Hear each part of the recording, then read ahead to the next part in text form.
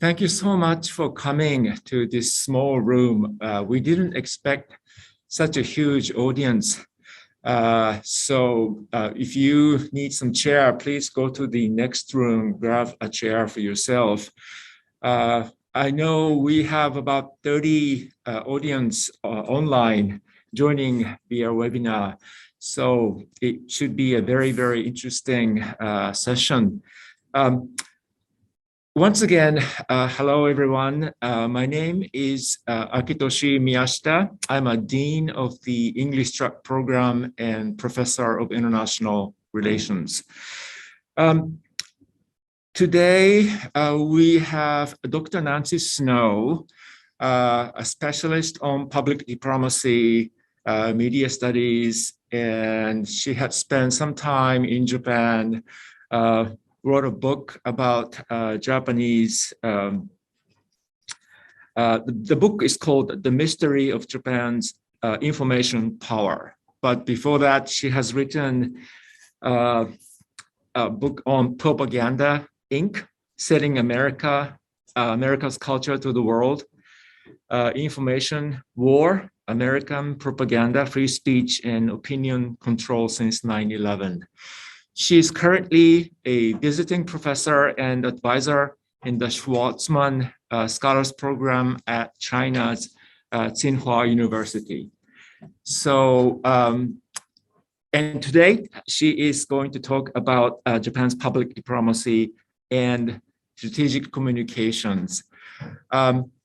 She will be speaking about 30 minutes, and then after that, we will have open the floor for free discussion. So if you have any discussions, please ask her. So without further ado, Nancy, it's all yours. Thank you very much. And actually, I don't know if I will speak for 30 minutes because this is called Global Dialogue. And I would like to invite as many comments and questions as the audience has, both in the room and also online. I have a 30-year career in public diplomacy. So before I began to examine Japan's public diplomacy, which I did as an Abe Fellow through the Japan Foundation and the Social Science Research Council, you'd have to go back to the early 1990s. I'm dating myself now, but that's when I was graduating with a PhD in international relations from American University, which I think you know well, don't you? So AU is in Washington, D.C. And in many respects, as I talk about public diplomacy and strategic communication, the center of this type of activity is often in country capitals. So a Beijing, a Tokyo, a Washington, D.C. These areas have a lot to do with government communications, government ideas, values, policies that need advocating. So in Washington, when I finished my degree, I took my first job at the U.S. Information Agency, USIA, which was known then as the U.S. Information Service overseas. It wasn't an agency very well known to the American people because everything we did was for an overseas audience, was for foreigners, was to attract foreigners to American ideas, was to bring in Fulbright students from across the globe. And the counterpart to a USIA would be the Japan Foundation.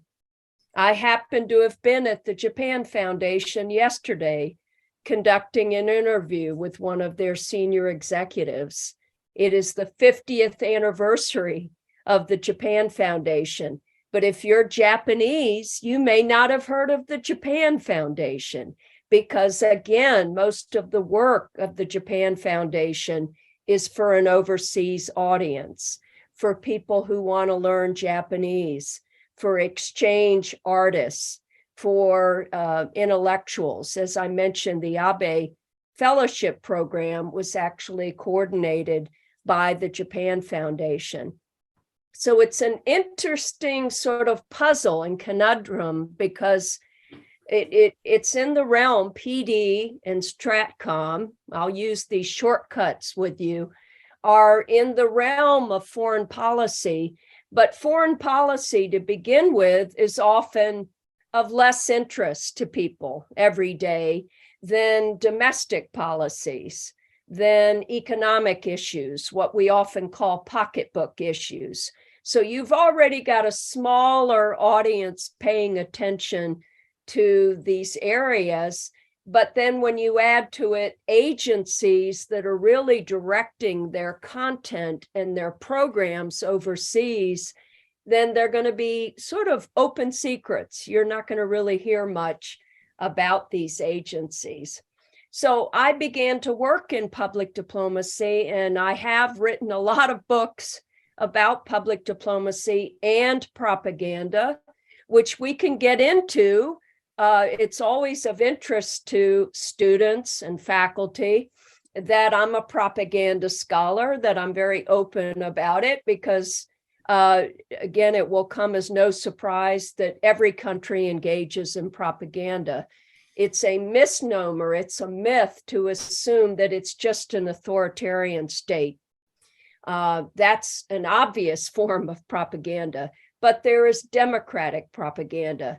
And you can go back and read the works of Walter Lippmann and Harold Lasswell, who helped to create the communications schools in the United States, or even Aldous Huxley, the British scholar who wrote about Brave New World and Brave New World Revisited, where he discusses the differences between an authoritarian regime type propaganda and democratic propaganda. But when you think about public diplomacy and strategic communication, let me just make this short and sweet. Public diplomacy is diplomacy to the masses. So it is often through international broadcasting. NHK may not view itself in the realm of public diplomacy, but NHK World or NHK Line, which I could watch in the United States in English language, is part of public diplomacy. It's one of the parameters of public diplomacy. Public diplomacy is always engaged in exchanges. And by that, I mean exchange of persons. So if you're online or you're listening and you're a foreign student on a government scholarship, in a way, you're a public diplomat. You're here at the invitation of Japan. You've received a scholarship, an award, and ostensibly it's not only to earn your degree, but also to create somebody who will become an inadvertent or a private citizen type ambassador for Japan, who will go home to his or her country and speak well about one's time in Japan. So we've got international broadcasting, exchanges. I've already mentioned a big part of public diplomacy and also strategic communication is advocacy. Advocacy is different from just explaining. If you want to explain a policy, you could put together a paper and maybe upload it. Like I upload a lot of my work to academia. But if you're not advocating for it, if you're not really promoting it, then how many people are really going to know about your ideas? So an advocate is one who often speaks for another. In terms of advocacy, there are people who work for the government or work outside the government in public relations and strategic communications firms. And these people are hired to advocate for policies, i.e. Kishida's new form capitalism. For instance, the headline here on the Japan Times today that I picked up, which was about Kishida announcing the 2% increase in the defense budget within a 5-year timeline. So there's a lot of advocacy that's going to come out of that. So we've got in public diplomacy, again, broadcasting, exchanges, advocacy. We also have cultural diplomacy. So cultural diplomacy is a big part of what a Japan Foundation would do, or when I worked at USIA. It's the cultural exchange. Countries that are soft power superpowers, culture superpowers like Japan, will use its traditional modern culture to create exhibits. A very famous one very recently was consisted of a couple of hundred exhibits all over France, centered in Paris, but it was Japanismus 2018, and it went on for a year, and it was quite extraordinary. The largest exhibit event actually in the Japan Foundation's history. There again, it was very strategic to choose France because France is renowned throughout the world as a culture superpower. That even if you don't speak French, you've probably heard of about some French art or know French history. And certainly people are drawn to Paris. It's one of the most visited, if not the most visited, tourist site in the world. So Japan and France are really up there as kind of bookends of culture superpowers. I'll add one more parameter. There are a lot more parameters to public diplomacy, but I'm giving you just the foundation, and that's listening. My co-editor, Nick Cole, we did the Routledge Handbook of Public Diplomacy. And I worked with Phil Taylor on the first edition, and the second edition came out in 2020. Nick Cole talks about listening as really the key element of public diplomacy. Because again, if you're going to advocate and engage with the international audience, you have to know your audience. This is a cliche, but it's very true. Many of us go out there and make declarations about my country, this country, what our values are, but you don't listen to, you don't pay attention to those you're trying to have some influence with. So listening means active listening, of course, but it also involves doing your research, doing your homework, studying a place, studying its mores and its values, religious identity, demographics, gender dynamics, all of this in the mix, the intersection of all of the different cultural elements. And this will give you a comparative advantage because it shows an interest, an authenticity, a connection with other people that is not just self-serving. I like to use the example actually of President George W. Bush, where he got in a bit of trouble after 9/11 in terms of rhetoric that he used, which was, it came across as self-serving. He made a statement in front of the cameras and he said, this was right after 9/11, the terrorist attacks. And he said, we, as in the US, we have to do a better job of explaining ourselves. But it came across as a bit self-serving. It was almost as if he wasn't showing a real sensitivity to why did this happen? Why was the US so vulnerable to this type of attack? So when it comes to public diplomacy, and now I'm going to shift a little bit more into strategic communication, you have to be very smart and very engaged and very curious about how your words resonate, because they can come back, they can reverberate, they can give you a blowback that may be negative or positive. In the case of Japan, I wish I could share my 30-page paper that I just did on Japan's public diplomacy and strategic communication. I hope it'll be published as part of a volume in 2023.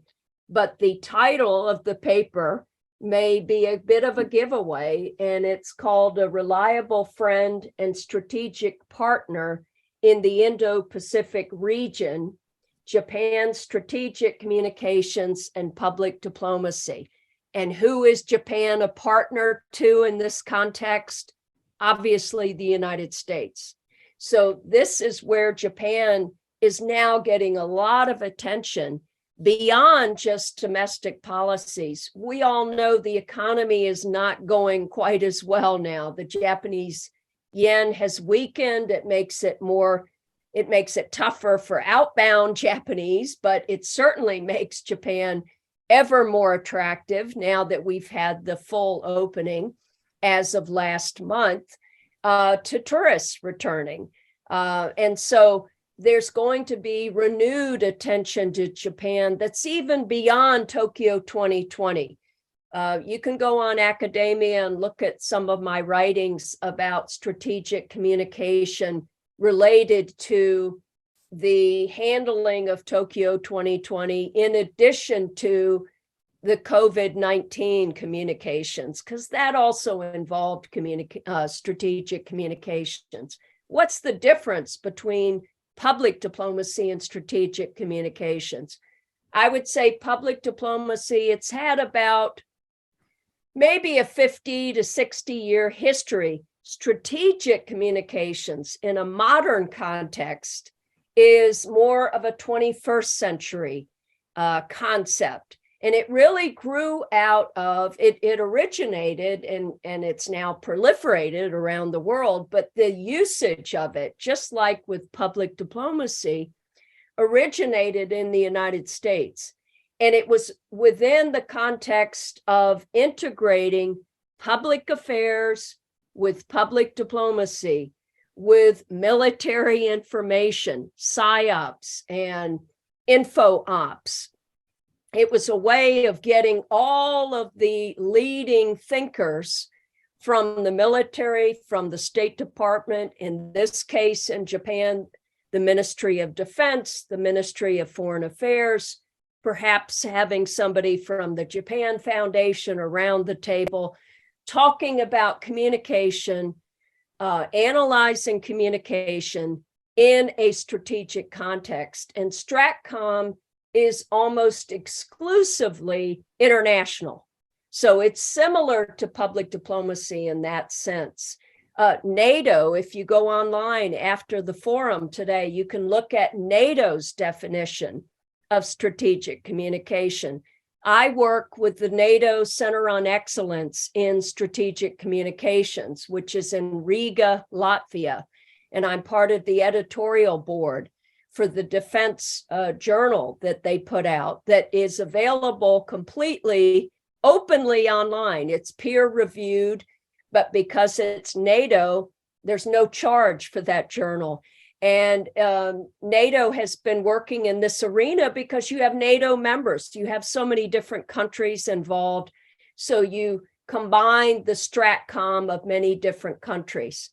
I want to shift a bit to some of the issues, the hot button issues and the issues that are now really relevant to Japan. So public diplomacy continues. International exchanges are rising again. I was part of a group of people advocating to get the borders open so that international students could return earlier than they did, but nevertheless, they're slowly but surely returning. But in terms of StratCom, this is more at a regional level for Japan and also international. I would say there are two primary issues, and both of these really are part of the legacy of Shinzo Abe. I think with Abe, that he really became the face of Japan's strategic communications. And whatever you think of his policies, and I was often critical of going too far with sort of trying to revise the Constitution, but in terms of a person, someone who really understood the importance for Japan to raise its profile globally, he has really no peer in this area, and especially in his second term. his second term coincided to when I did the Abe Fellowship. And the book that was mentioned at the beginning, The Mystery of Japan's Information Power, if I were there in person, I would have had some copies with me. That's the Japanese language version, but the English version is on Amazon worldwide, and it's called Japan's Information War. And this is a collection of essays that I wrote when I was an Abe Fellow. So these were my observations about primarily Japan's public diplomacy at that time. And Shinzo Abe really was the centerpiece of a lot of those essays. So the two big issues now would be free and open Indo-Pacific. That's a term that has come to take on a very strategic narrative in and of itself, even though it's just a few words strung together. But it immediately puts Japan in the front seat in terms of having strategic influence in the region. I would add to that the Quad. If you were paying attention earlier this year in May, there was the Quad meeting. So now we're talking about the US, Japan, India, Australia. The Quad is a quadriennial security dialogue, like the dialogue that I hope we can have today. And so it's not going to create a new treaty, but it is networking, and it is to, of course, mount an alternative to rising China. Now, I do teach in China. I've taught at Tsinghua University since 2007. And the Schwarzman College, where I just was until November 3rd, I taught a course in strategic communications to Schwarzman scholars. This is a global program. It's on the campus of Tsinghua, but it is entirely unto itself. In other words, we have access to the open internet. We maintain open discourse. All of the scholars are from overseas. There are 20% Chinese, but otherwise 80% are global. And a good portion of those are from the US, but they're from the best schools around the world. There are about 3,000 who apply for maybe 140 positions. And they're there to do a one-year English language MA in global affairs with an emphasis on leadership. So you could say that that program, even Schwarzman Scholars, is its own form of strategic communication. Now, who does it benefit? It could benefit China for sure, but because it's a global program, and it's Stephen A. Schwarzman who was the initial funder of these scholarships, it has more of a US-driven open society promotion to it. So it's not a China program. It happens to be in China. But the Quad, as I mentioned, are the Quad and free and open Indo-Pacific are really the hot button issues. And in my paper, I talk about the strengths and the weaknesses for Japan in strategic communications. One of the weaknesses is that Japan really has been late to the game in terms of national security strategy and creating a full-fledged Ministry of Defense. So as I mentioned earlier, Stratcom is more of a military term, but it does bring in public affairs, it does bring in foreign policy actors, but it is more about influence, and it's along a continuum where it's not just about information. It will use tactics and strategies of persuasion that may be different from public diplomacy, which is more open sourced and is really more about telling the truth and sharing information, advocating for information, telling stories, but really wouldn't view itself, PD, that much in a military context. So I think Japan has such a strength in culture that I would end just with my opening remarks here by saying there's a real big puzzle for Japan coming forward, and it has to do with this increase in the defense budget, because the Japanese people really see Japan as more of a pacifist power, as a peace-loving country, a nonviolent country. There isn't much obvious military presence in Japan outside of the US forces. So when you think about the Japan self-defense forces, they're rather hidden from view. I mean, I don't see people in uniform walking around like I would see in Israel, for instance. But if you're going to increase the defense budget, if you're going to put more emphasis on defense and security in a hard power context as opposed to soft power, then this is going to create a whole new dialogue about what kind of image does Japan want in the world. Because to a certain extent, increasing the defense budget to 2%, that's more on sort of track for a NATO member, for a country that is going to be more assertive in its military posture. And this is not a discussion today about Japan's military per se, but I just want you to think about, with public diplomacy and Japan's cultural superpower status, this is something that is given really a comparative edge for Japan in the world. Japan appears at the top of all the soft power indices as a very strong soft power nation. Soft power meaning those nonviolent, attractive aspects to a country. So if you add the dimension of also being a military power, it can make for kind of a murkier image. So I'm just going to stop here and we can talk more about this in the Q&A. Okay, thank you so much, Professor Snow, for a wonderful and informative talk. I know you have questions or comments to make, but as a moderator, I would like to take the privilege of asking one question. I have several questions to ask, but I will limit myself to one.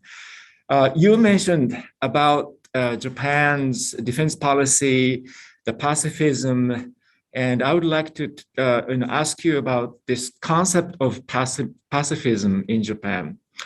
I think one of the public images of Japan that the Japanese government is trying to promote and trying to advertise to the world is that Japan is a pacifist state. And I think most Japanese people love this concept. You know, we are the only country, the atomic bombs were dropped. We would love peace, no nuclear wars. So I think it sells well in domestic context, but I feel that there's a growing discrepancy between this pacifist image of Japan and the reality of Japanese defense policy. For example, you know, the Japanese government insists that Japan is a pacifist state, but at the same time, Japan has a very strong security treaty, security ties with the US. Japan is under American nuclear umbrella. So, you know, I think it's almost hypocritical for Japan to say we are a peace-loving nation, while at the same time depend on the US for defense, including a nuclear umbrella. On another ground, I think Japan's defense posture has been changing. As you mentioned, Kishida government is trying to increase the defense budget to 2% of GDP, but former Prime Minister Abe changed the interpretation of the Japanese constitution so that Japan can send troops, the self-defense forces, abroad for combat. So as Japan tries to play a larger role in regional peace and security, and maybe beyond Asia Pacific region to places like Middle East, I think this image of pacifist nation may be a liability rather than an asset. And I was wondering if you feel that the Japanese government should keep this, pacifist image or should abandon it. I know Prime Minister Abe, used proactive pacifism, which is quite, difficult to understand the content. But I was wondering, as a public diplomacy specialist, how do you assess the government in Japan trying to stick to this pacifist idea or identity? Well, I'm not even sure if it's really coming from the government so much. I think it's a cultural DNA of the society. So really, I give more of the credit to civil society. And I think that Kishida, I don't know if he would come right out and say we're not a pacifist country. I remember with Obama, just as a comparison, many people thought Obama was, a peacenik, a pacifist. And I think he had to address it finally and say, no, I'm not a pacifist. I mean, he ratcheted up the military, the US military in Afghanistan. So, but his image was one of a pacifist. So with Kishida and his coming from Hiroshima, and with this advocating earlier in his administration for abolition of nuclear weapons, it seemed to be more in alignment with that national image.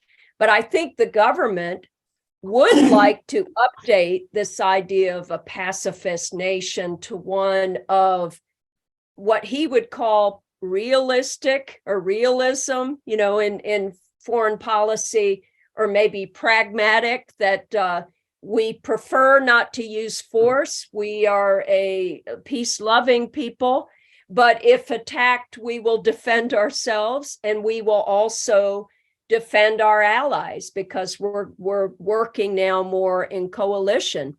And so there is a way that you have to use language in a certain way, and you have to use it in a timely manner.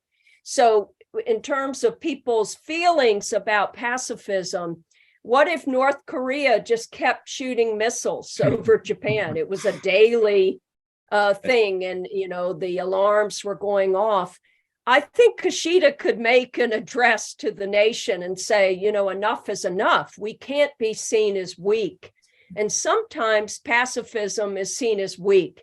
That's seen as this, just putting your head underneath the table.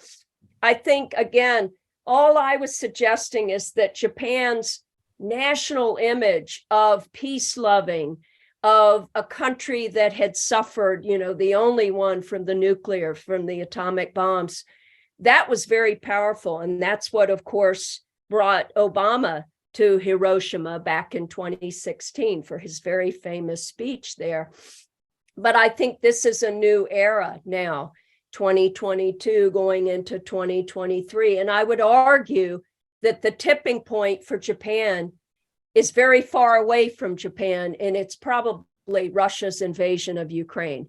Because what was so stunning to me was how quickly Japan denounced that invasion, and that it didn't seem to wait for the US. The idea is that often you see Japan sort of follow what the US says, but this is where Japan seemed to take a stronger lead and say this is not right, and it put out a lot of information. There were flyers, there was a lot more social media about where Japan stood on this invasion, what Japan was doing within its range of choices to respond to this appalling action on the part of Putin. So that really did increase the leverage, really, the options for Japan. I also thought it was a good idea for Kishida to go to the NATO meeting. I think having Japan around the table is really important. The thing I didn't mention that I really get into in my paper is that Japan is seen in the region, having just returned from Bangladesh last week in South Asia, a trusted partner, a partner you can count on. So an economic power still, even though, again, things are, sort of more stagnant here, but still a major economic power, but even more so an economic and development partner. I think of an agency like JICA as very powerful in South Asia, as giving an option again to countries that really don't want to be part of this great power competition between the US and China. So I had to make some policy recommendations in this paper I did, because it was a commissioned paper. And I said that Japan should take more of the lead in Greater Asia in terms of letting people know that you can count on Japan, that we will be here. And so showing that you want to have a seat at the table is a good move on Japan's part. Okay, thank you so much. So let's take some questions from the floor. All right, Hannah, go ahead. So, do I have to? Yeah, speak up. Okay, great. All right, so thank you, Professor Snow, for that amazing presentation. My name is Hannah Shabira. I'm a final year IR student here at Tokyo International University. And I'm actually planning on writing my thesis on my undergraduate thesis on narrative power, especially in the Indo-Pacific. And I have two questions, if that's so. Sure, sure. All right, great. So the first questions, I'm going to make it a little bit quick because it seems like a long subject to explain. First question is, what I wanted to ask you, what makes a strategic communication successful? Like what indicates a successful strategic communication? And following up to that, we talk about free and open Indo-Pacific and the Quad meetings and how Japan is seen as a pacifist. And I wanted to ask, how much does, could strategic communication only be seen as a threat to maybe other nations if it's coming from a country that is intensely assertive or have a bigger hard power? For example, Russia and China had a dialogue as well, and the response to that seems to be a little bit more concerning than the Quad meetings. And I just wanted to ask your thoughts on that. Thank you very much. Well, this is, again, just my opinion, but I don't think that you can have any snazzy strategic communications to make up for bad policy. So really what makes for successful Stratcom is you better have good policy in place. So if you have poor policy, but you decorate it nicely, you present it very, very nicely, people are going to see through that. So that's where, again, I think looking at the public diplomacy literature is very helpful, because in public diplomacy, we emphasize so much of the input. And this is where Japan is particularly strong. For instance, JICA is well known for doing a lot of feasibility studies in advance of going into a country with a project. So there's a lot of research on the front end. And that is that makes for the possibility that you could have a presentation where you don't need a lot of strategic communication, because you're going in there already well prepared. And so again, with successful Stratcom, it has to be really integrated with good policy. Where Japan often maybe isn't quite as assertive and should be more assertive, it's an interesting thing that many Japanese, I interview many Japanese, so this isn't just my passive observation, but they will tell me that, well, we let our good deeds speak for themselves. We don't always like to promote and advertise good works, because that's just not our nature. And yet I'm sort of scratching my head, and because I live in Tokyo and I see all the advertising everywhere, but that's commercial advertising. So I sort of get where my friends are coming from. These are often government officials. And so from their perspective, public relations, or what they see as public relations or spin or promotion, is a little bit unseemly, because it seems like you're just decorating something up and you should just let your good work speak for itself. It's almost akin to the restaurateur who refuses to get the Michelin star. We've all read those articles, right? The Japanese restaurateur, the chef who says, well, I just want to serve good food. I don't need an award for that. So to your second question, yes, of course. I mean, countries, I would just say, if you're more of an authoritarian society, if you have a problem with too much censorship, too much control, monitoring of people, and then you're going out there and doing Stratcom, you've got a very tall order, because I think it works better for the community of nations that are more open society oriented. They have their differences, but we're seeing really the elevation of the creation of not just a US-centric new international order, but rather more of a multipolar world that doesn't necessarily have to be just China dominant or just US dominant, but it's going to take a lot of these nations talking more openly about what their values are, what they, think of their people, and public assembly and public speech, and, how much they want to monitor people. We haven't had that conversation really across the spectrum, but yeah, Russia and China, you're probably familiar with sharp power as opposed to soft power, hard power, sharp power. When you have sort of a stronger, or what's seen as an assertive agenda, it can be easily countered with that's coming across as a threat. I have to say, as an American, I go around the world, nobody's neutral about the US. So there are plenty of people who are very anti-US because they see us as highly militaristic, interventionists, yes, going in, invading 2 Muslim countries after 9/11. I have to live with that wherever I go. But on the other hand, the US is still a very strong soft power vis-a-vis, of course, entertainment and education, higher education. So it's very interesting looking at China and the US vis-a-vis exchange of persons. China remains the biggest sender country. I'm talking pre-COVID numbers. And then the US has been the longtime largest receiving country. So this is why when you see those rankings come out, the Times Higher Education, I just wrote about this in Nikkei Asia, Japan's universities in the top 200, it was Todai and University of Kyoto. China had, I think, 11 in the top 200, 5 more in Hong Kong alone. And China really pays attention to that, and the world pays attention to that as a reflection of a soft power element that you can then use in your strategic communication. Thank you very much.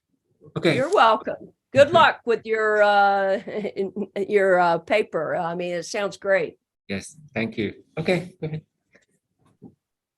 Please, identify yourself. And My name is Joey. I'm a first-year IR student. And my question kind of relates back to what you said earlier about propaganda. So earlier you distinguished between like diplomatic and like good propaganda, and then authoritarian, like sort of bad propaganda. And I was just wondering if the country has like a pre-existing sort of like bad reputation, if there's like a higher chance of people sort of identifying any sort of promotion as like bad propaganda instead of like being neutral about it, and sort of how we as like what you mentioned earlier, public diplomats can sort of like identify the bias within ourselves and sort of like distinguish between what we see as like good or bad propaganda.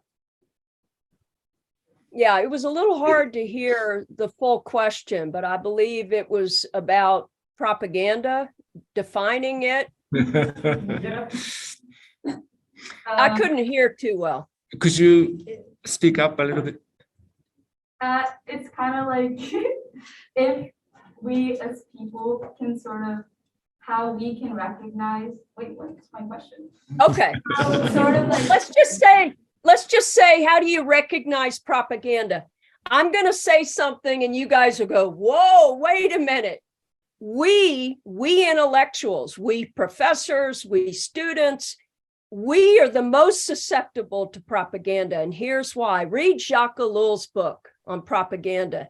And he talks about the fact that the intellectuals, those of us who think we kind of know it all, you know, we read the newspaper, we read books, we write books, we think, oh, those people are subject to propaganda, but I know the truth. Indeed, we become more susceptible to it. I'm fooled all the time by propaganda campaigns because of our sense of confidence. So how do you recognize, you know, bad propaganda, good propaganda? I would just begin with the recognition that we all really, especially those of us who are professionals and intellectuals, you know, that we have to really identify that we're highly susceptible to propaganda, and particularly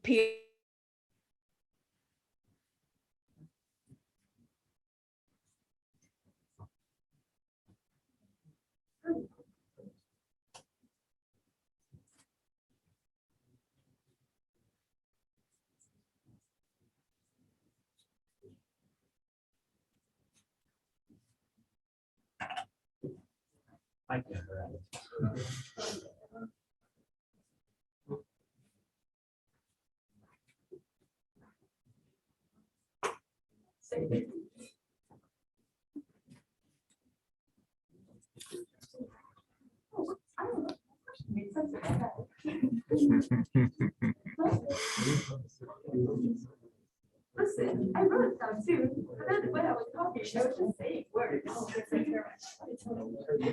It makes, I it's not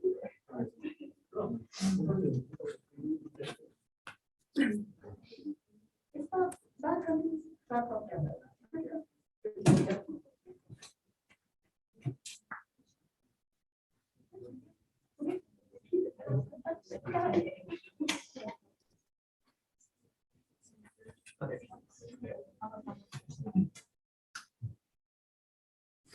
Sorry, Dr. Snow, the screen froze. Well, so could you? No, repeat? you know what? It was the question about propaganda. It happens every time.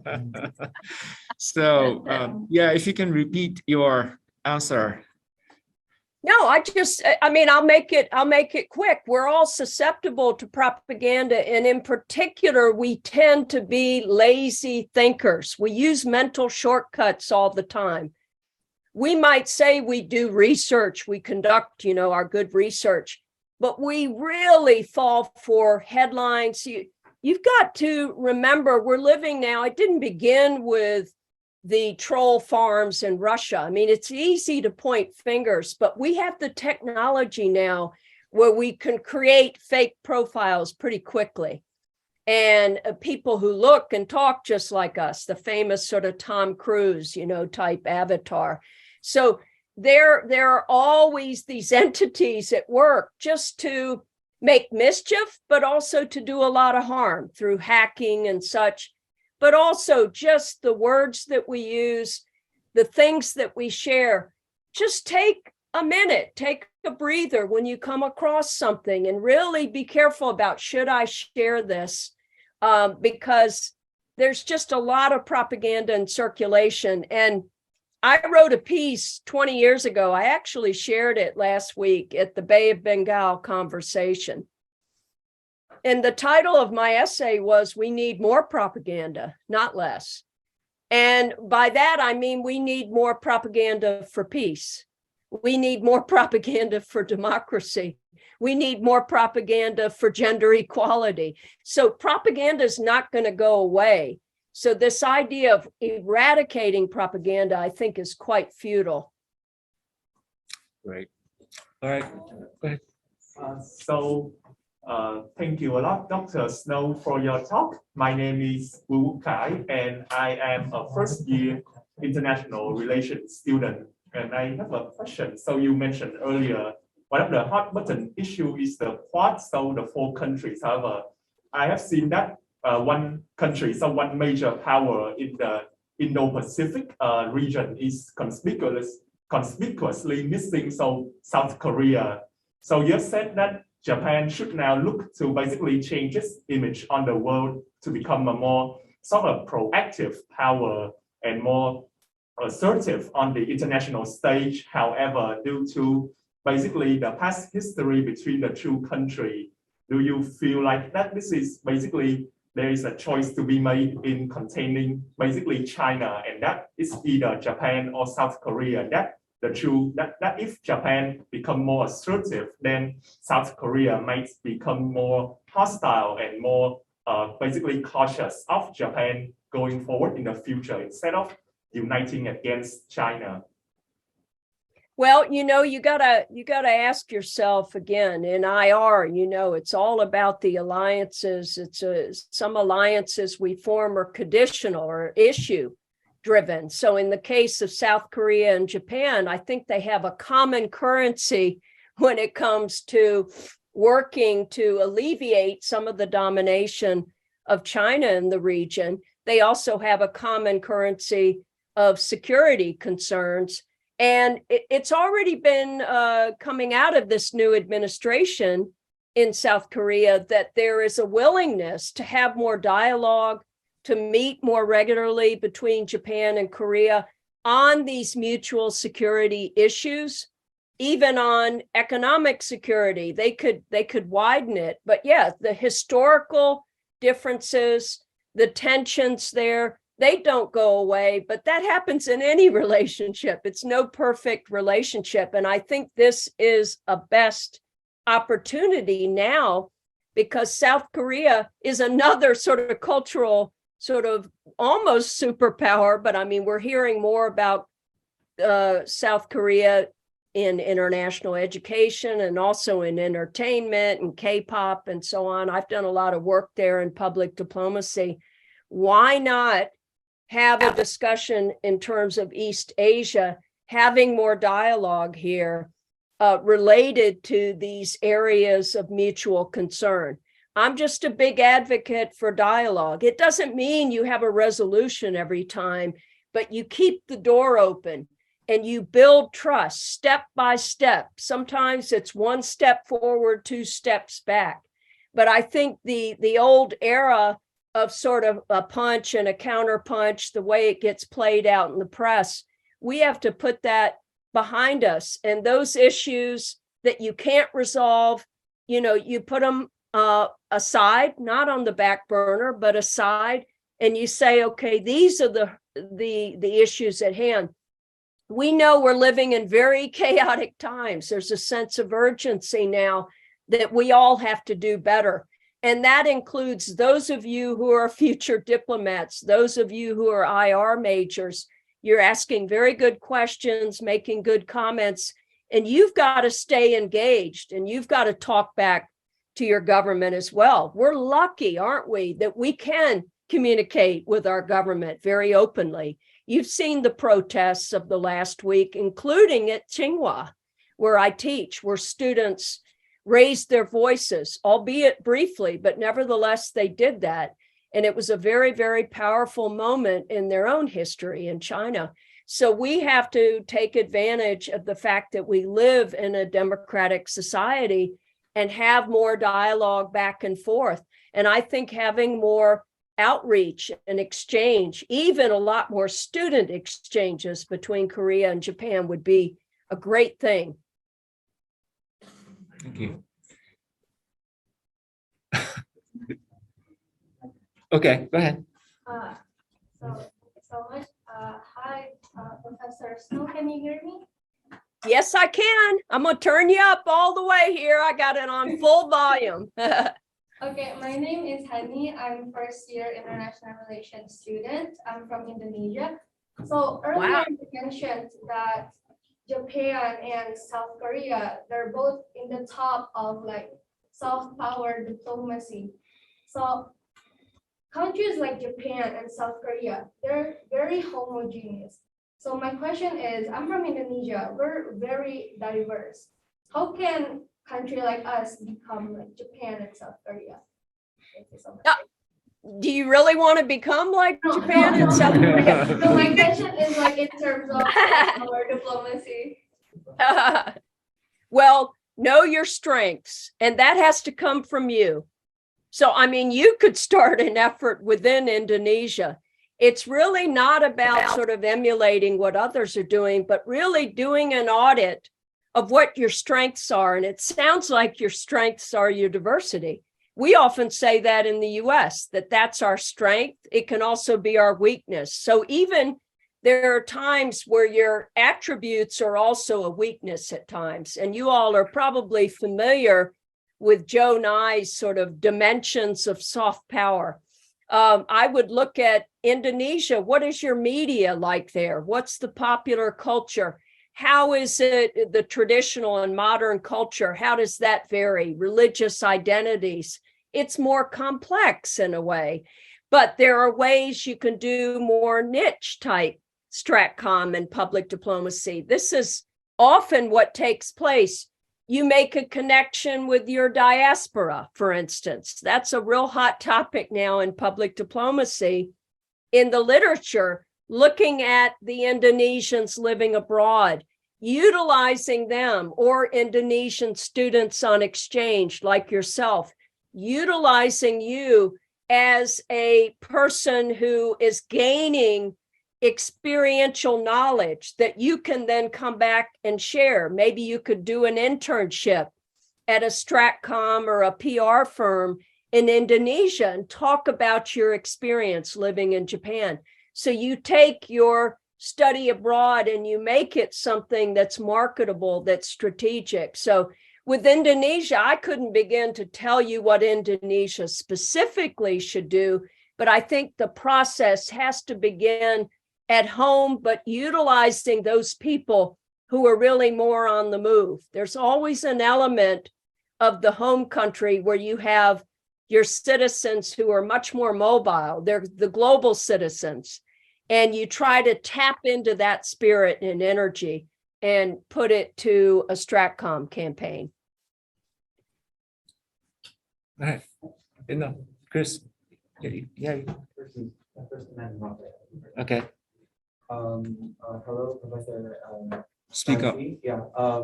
I guess you could hear me. My name is Dennis. I'm a first-year higher student also. I would like to ask a rather public sector question. So I heard about how you stated public diplomacy or strategic communication where countries or states open up about their values, and in case of public diplomacies where diplomats or anyone would tell good stories about countries which they have visited or exchanged to. Now, my question would be, does this mean strategic communication could correlate or even help the development of nation branding, or is it two different cases? Thank you, Professor. Okay, I'm sorry. I was answering one of the questions about how can a democratic country do propaganda, and I said read Huxley. So I'm sorry, I missed part of your question. Could you give me the shortcut version? I'm sorry. Yes. So does this mean strategic communication or public diplomacy could help the development of nation branding, Professor, or is it two different? Well, yeah, nation branding is also part of strategic communication. I think with branding, if you read Simon Anholt's book, he wrote a book called Brand America. He's actually a British consultant. He's worked with a lot of countries. He writes a lot about nation branding. Or Keith Denny, who used to teach at Tiugd here in Tokyo. And branding often connotes more of a commercial, sort of private sector concept. But as Simon Anholt said, branding really refers to nothing more and nothing less than your good name, whether it's a person, whether it's an institution, whether it's a country. And Nick Call would call it reputational security, is what he's working on now. So a country like Japan, for instance, has such a good reputation. Overseas, internationally, how else would it be on everybody's bucket list to visit? It's not just culture. I always say it's not just this sort of cool Japan, or just J-pop or the anime and manga. It's so much more than that. It is in the imagination of people. And I often say with Japan, if you took Japan away, we would be a less, world, wouldn't we? There's just something about this country. And that's what other countries do, why they invest in nation branding, is they also want to have that reputation, sometimes for particular things, but more often for something that's almost intangible.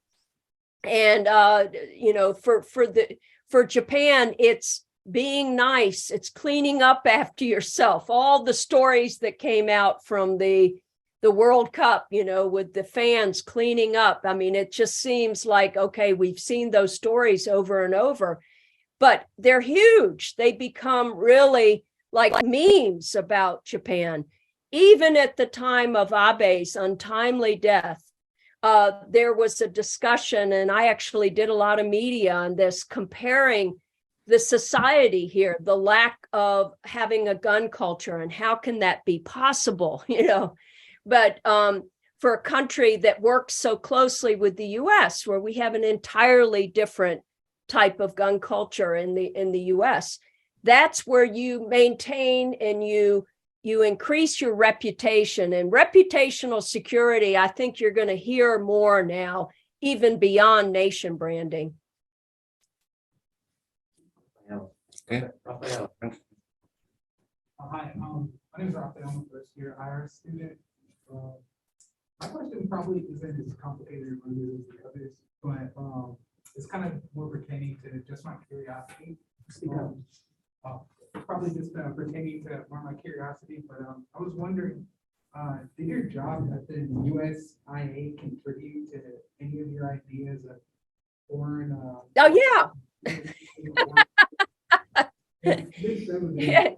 How did it? You know what can I just say what I tell my students all the time? I think you were talking about if you have some contradiction, your own ideals with working for what was really a propaganda agency, but it was an open source propaganda agency. Well, that's why I wrote a book about it called Propaganda Inc., Selling America's Culture to the World.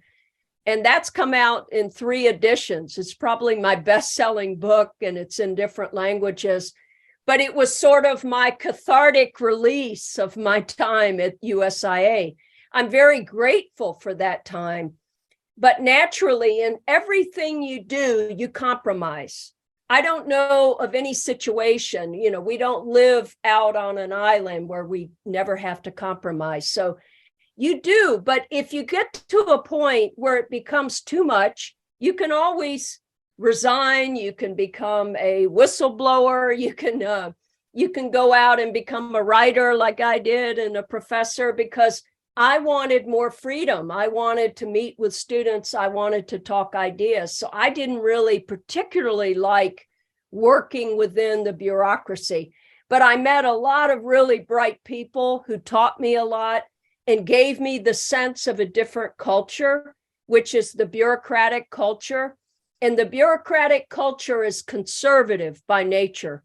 It likes to hoard information. It doesn't like to put out a lot of information.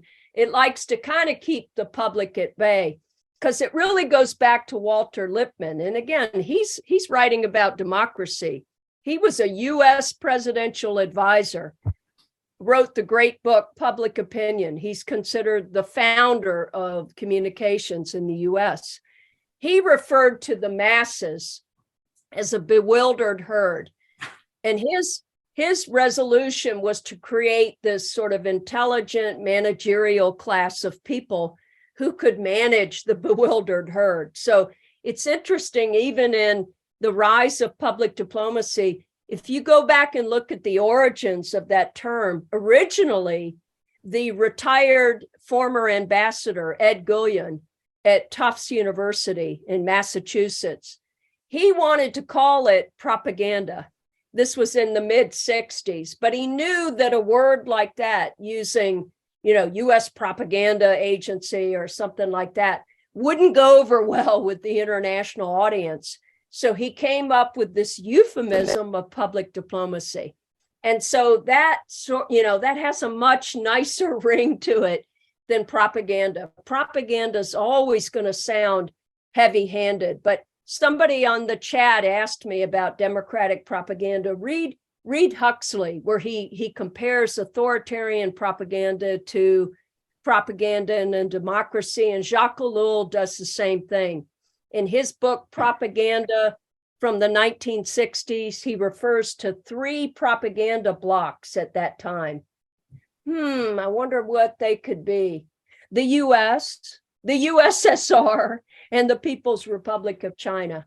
So it's sort of interesting that nearly 60 years later, we have now great power competition and competing propagandas, don't we? Okay. I think there's a question from the Q&A chat. Yes, I know you still have a lot of questions from the floor, but we have to give audience online a chance to ask questions. So can you read? Yeah, of course. Okay. So we have a question from a student in the chat.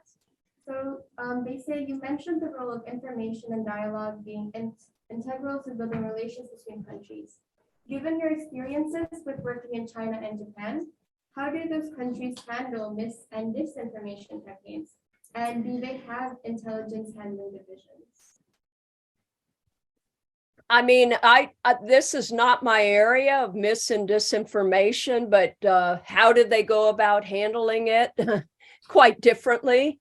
As you can imagine, they're very different systems. So that would take a while to answer, but with China, of course, you can see it's more centralized to a certain extent. It's centralized here in Tokyo as well, but I wouldn't say Japan would have as much in terms of intelligence gathering outside of Ministry of Defense, which again is very closed off from me. I don't work in the defense sector, but what we are seeing increasingly is using technology, is using apps, is using artificial intelligence, is monitoring through with cameras, with the phone. The phone can track your every movement. So both from police all the way up to national governments, they have a lot more information on us, and we give it up pretty freely, don't we? But misinformation and disinformation, misinformation is sometimes inadvertent, but with disinformation, that's very intentional. So disinformation is harmful from the get-go. It's designed to create chaos. It's designed to get people to distrust each other. But we all inadvertently engage in misinformation. That can be more easily corrected. But it's disinfo that we really have to worry about, because we've got a lot of entities. Some we don't even know them by their name. Many of them are completely anonymous to us, that just want to create trouble, who are anti-globalization or anti-West or anti-China. They're anti-something. And so we just got, our work cut out for us. Okay, I am afraid, I'm sorry, but I think we have passed 6 o'clock, so we need to close our session today. I know you have so many questions, but please keep those questions and maybe you try to answer yourself. Dr. Snow, thank you so much for your time and appearing to our global dialogue. We enjoyed your talk and our dialogue conversation. Thank you so much. Thank you. And I just want to share that I have a website. It's just nancysnow.com. And also in social media, I'm at Dr. Persuasion, Dr. Persuasion, because that's the work. That's the field I do. Right. So look for me online. And thank you very much. Thank you.